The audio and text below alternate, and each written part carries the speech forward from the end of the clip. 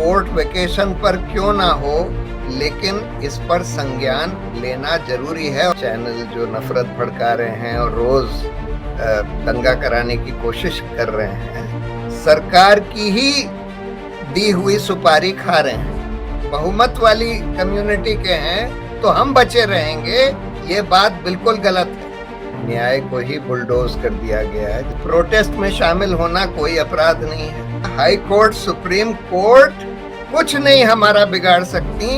ये ललकार है इनकी कि सुप्रीम कोर्ट और हाई कोर्टों ने अपना ये दायित्व नहीं निभाया है और इस वजह से लोगों का विश्वास कम हुआ है। इलेक्टोरल बॉन्ड्स की सुनवाई नहीं हो रही, धारा 370 की सुनवाई नहीं हो रही, सीए एनआरसी के मामले की सुनवाई नहीं हो रही।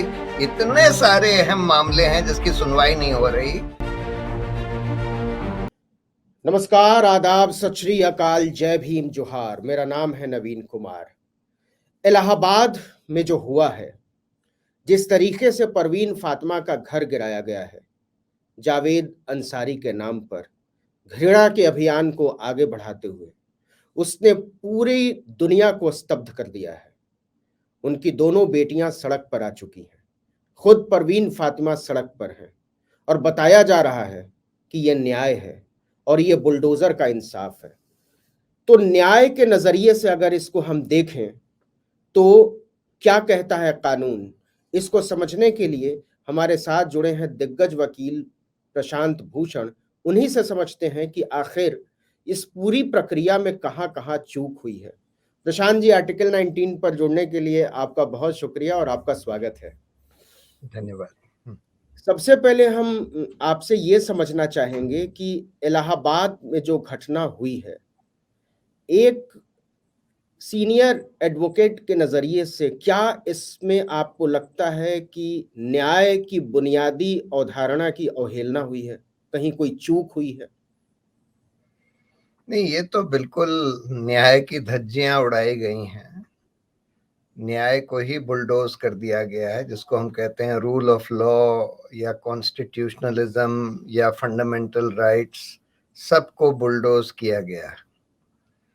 देखिए, हमारे कानून में सीधा सीधा ये है कि आप अगर कोई जना किसी अपराध में शामिल है तो पुलिस उस पर एफआईआर रजिस्टर करके उसका इन्वेस्टिगेशन कर सकती है और उसके बाद उसको अरेस्ट भी कर सकती है और उसके बाद उसको उसके खिलाफ चार्जशीट फाइल कर सकती है।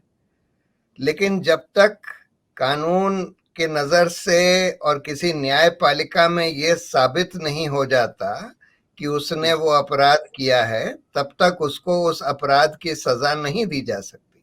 दूसरी बात, किसी का घर तोड़ देना तो कोई भी कानून नहीं कहता कि किसी ने कोई भी अपराध किया हो तो उसकी सजा ये दी जा सकती है कि उसका आप घर तोड़ दें या बुलडोज कर दें। कोई कानून ये अधिकार नहीं देता। अगर न्यायपालिका में ये बात साबित भी हो जाए कि इन्होंने कोई अपराध किया है तो उनका घर तोड़ देने का तो कोई कानून आपको ये इजाजत नहीं देता कि उसका आप घर तोड़ दें उस अपराध की सजा देने के लिए।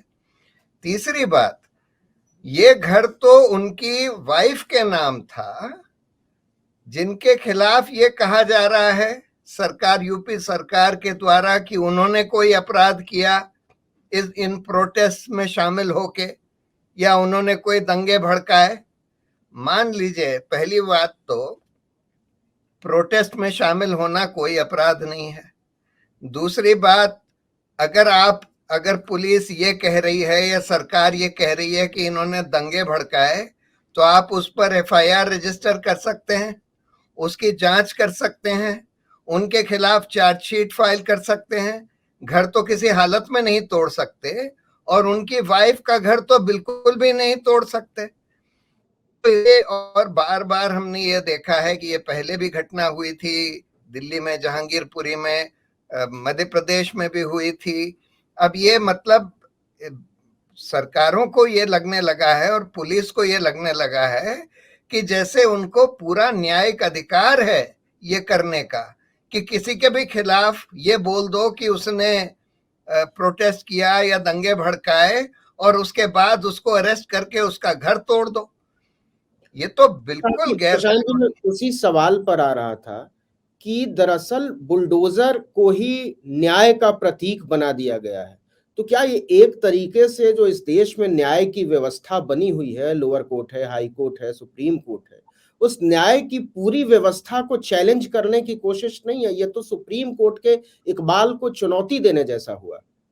नहीं नहीं, बिल्कुल बिल्कुल, ये तो पूरे रूल ऑफ लॉ को, हमारे पूरे संविधान संविधान के जो स्ट्रक्चर बनाया, हमारे मौलिक अधिकार, सबको चुनौती देने की बात है।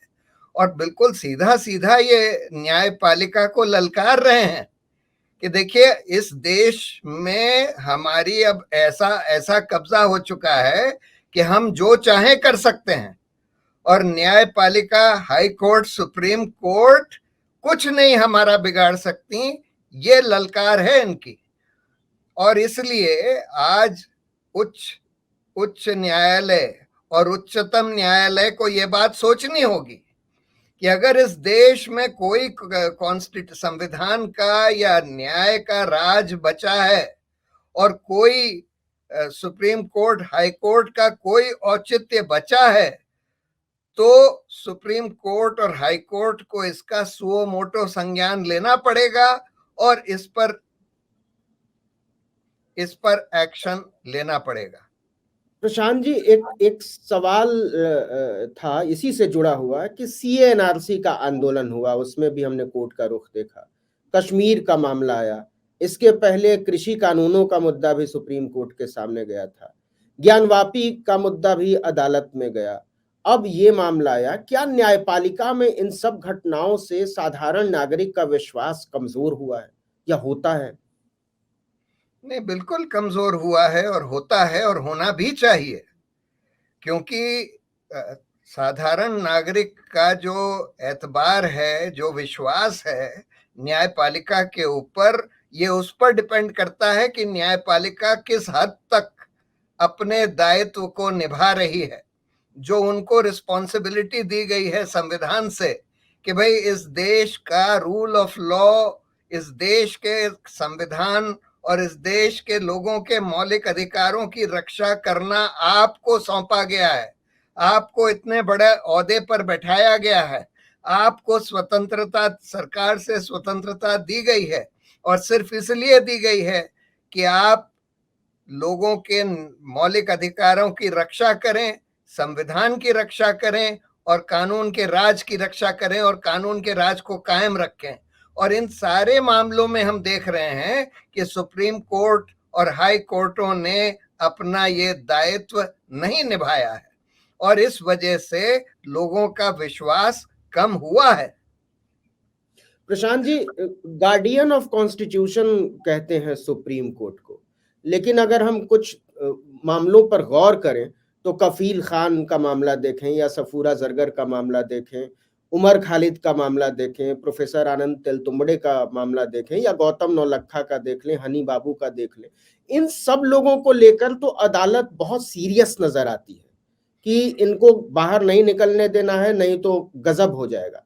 लेकिन जब यति नरसिम्हानंद की बारी आती है, बजरंग मुनि की बात आती है, कालीचरण जैसे लोग लगातार धर्म संसद के नाम पर लोकतंत्र और संविधान को चुनौती देते हैं, कपिल मिश्रा जिसने खुलेआम सड़क पर खड़ा होकर दिल्ली पुलिस और को चुनौती दी और दंगा भड़काया, एक मंत्री ने नारा लगाया जूते मारो एक समुदाय के खिलाफ, एक सांसद जिसने मस्जिद के नाम पर धार्मिक उन्माद भड़काने की कोशिश की, एक सांसद जो आतंकवाद की आरोपी रही है, जो नाथूराम गोडसे की पुजारन, इन लोगों पर तो कोई कार्रवाई नहीं होती, तत्काल जमानत मिल जाती है, फटाफट इन पर सुनवाई भी हो जाती। क्या कोई पैटर्न काम कर रहा है? नहीं, पैटर्न तो एक तरह से दिख ही रहा है, सभी को दिख रहा है कि आज न्यायपालिका काफी हद तक ऐसा दिखता है, लोगों को ऐसा महसूस होता है कि सरकार के दबाव में काम कर रही है। ये पैटर्न साफ दिख रहा है, लोगों को दिख रहा है। इलेक्टोरल बॉन्ड्स की सुनवाई नहीं हो रही, धारा 370 की सुनवाई नहीं हो रही, सीए एनआरसी के मामले की सुनवाई नहीं हो रही, इतने सारे अहम मामले हैं जिसकी सुनवाई नहीं हो रही। भीमा कोरेगांव के जो हमारे देश के फ्रंटलाइन एक्टिविस्ट हैं, उनको आपने 4 साल से बगैर ट्रायल के जेल में डाला हुआ है। ये कहां का न्याय है? सुप्रीम कोर्ट जब कह चुका है कि bail is the rule and jail is the exception, और ऐसे लोगों को जो कि इस देश के front line human right activist हैं, उन लोगों को आप 4-4 साल तक बगैर ट्रायल के जेल में रखेंगे और उनको बेल नहीं देंगे। और दूसरी तरफ जो बिल्कुल जो मंत्री लोग या और भाजपा के नजदीकी लोग खुलेआम चुनौती देते हैं और भड़काते हैं लोगों को दंगा करने के लिए, सब वीडियो पर है, उन लोगों को बेल दे देते हैं, तो लोग क्या सोचेंगे? यही सोचेंगे कि भाई आज न्यायपालिका इस हद तक चरमरा गई है कि सरकार के दबाव में काम करने लगी। सर, फिर से इलाहाबाद की घटना पर लौटते हैं। कहा जा रहा है कि सारा बवाल जो है टीवी चैनल पर एक प्रवक्ता के बयान से शुरू हुआ, लेकिन हम देख रहे हैं कि बहुत सतत तरीके से टीवी चैनल नफरत की फैक्ट्री में तब्दील हो चुके हैं। कोरोना के समय हम लोगों ने देखा, तबलीगी जमात का जब मामला आया तो मुसलमानों के खिलाफ महीनों घृणा का अभियान चलाया गया, सैकड़ों लोगों को जेल में बंद कर दिया गया, उनके सामान के बहिष्कार की अपील की गई। सवाल यह है कि अदालत ऐसे पत्रकारों पर, चैनलों पर, अखबारों पर ऐसे प्रवक्ताओं की जुबान क्यों नहीं बंद करती, और एक्टिविस्ट्स पर ही उसका पूरा फोकस क्यों रहता है? क्या ये सीधे सीधे आर्टिकल 19 को कमतर करने जैसा नहीं है?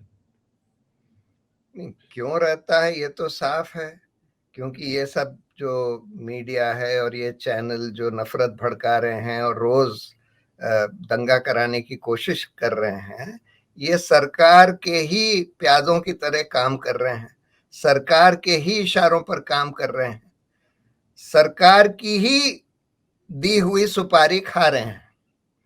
तो ऑब्वियस है कि इनके खिलाफ सरकार एक्शन नहीं लेगी, लेकिन सवाल यह है कि न्यायपालिका तो स्वतंत्र है, न्यायपालिका तो देख रही है कि भाई इस देश में क्या हो रहा है, इस देश की मीडिया जो मेन स्ट्रीम मीडिया है क्या कर रही है, किस तरह से नफरत भड़का रही है, किस तरह से दंगे करवाने की कोशिश कर रही है।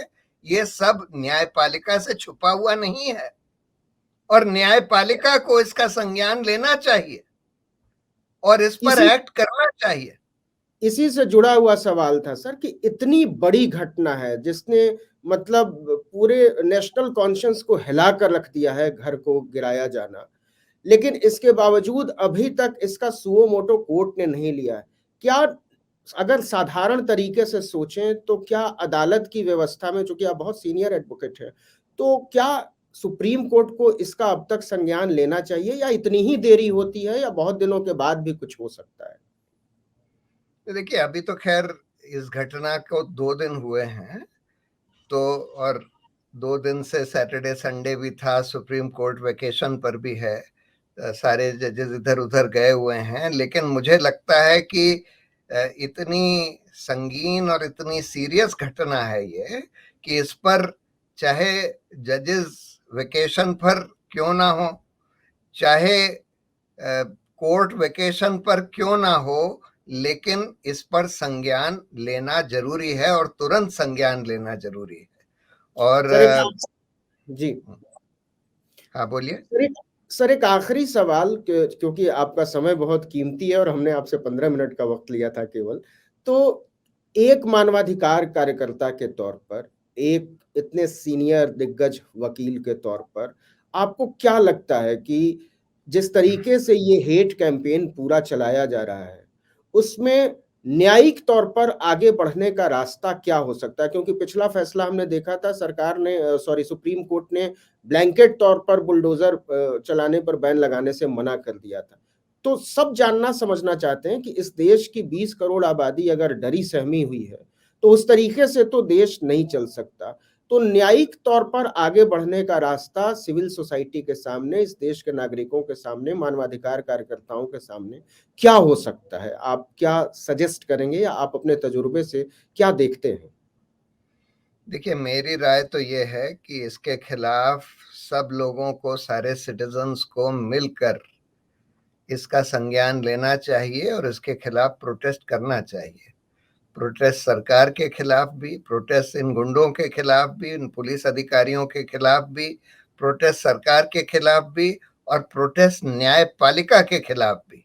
अगर न्यायपालिका इसका संज्ञान नहीं ले रही है और ठीक तरह से एक्ट नहीं कर रही है तो लोगों को सबके खिलाफ प्रोटेस्ट करना चाहिए, क्योंकि ये सबको रियलाइज करना चाहिए कि अगर ये सब चलता रहा तो इस देश में दंगे भड़केंगे और इस देश में रूल ऑफ लॉ वैसे ही समाप्त हो जाएगा और उसमें कोई सेफ नहीं रहेगा, सबके ऊपर आंच आएगी। तो इसलिए ये सोच लेना कि भाई हम बहुमत वाली कम्युनिटी के हैं तो हम बचे रहेंगे, ये बात बिल्कुल गलत है। जब रूल ऑफ लॉ कोलैप्स करता है और जब दंगे भड़कते हैं तो कोई नहीं उसमें सेफ रहता। और जिस तरह का माहौल बनाया जा रहा है आज, ये सब कर करा के, ये सब नफरत और दंगे भड़काने के लिए कराया जा रहा है और इस वजह से इसका संज्ञान पूरे सिविल सोसाइटी को लेना होगा। आप एक बहुत बड़ी बात कर रहे हैं कि इस देश के लोगों को एक सड़ी हुई व्यवस्था के खिलाफ सड़कों पर उतरना चाहिए, और यही इकलौता रास्ता बचा है अगर हम इस व्यवस्था को बदलना चाहते हैं। तो हम सबको उम्मीद है कि आज नहीं तो कल लोग इस रास्ते पर उतरेंगे, क्योंकि उनके पास अब विकल्प रोज बरोज कम होते जा रहे हैं। बहुत बहुत शुक्रिया प्रशांत सर, हमारे साथ बातचीत में शामिल होने के लिए और अपना कीमती वक्त हमको देने के लिए। Thank you.